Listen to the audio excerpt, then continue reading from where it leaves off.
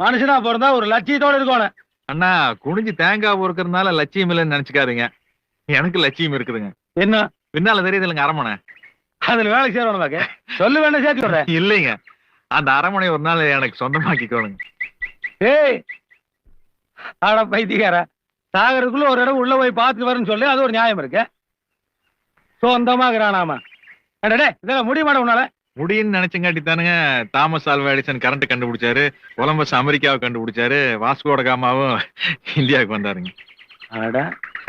முடியாதுன்னு நினைச்சிருந்தா மனசு குரங்காவே இருந்திருப்பானுங்க. இப்பங்கண்ணா முடியும்னு நினைச்சங்காட்டி தானுங்க வெள்ளைக்காரன் நிலால போய் காலை வச்சுட்டானுங்க. முடியாதுன்னு நினைச்சனால்தான் நாம நிலா சோறு விட்டுக்கிட்டே இருக்கிறோங்க. சரி, இவ்வளவு விவரமா பேசுற. நாய் கரண்ட மாதிரி பனியன் போட்டிருக்க.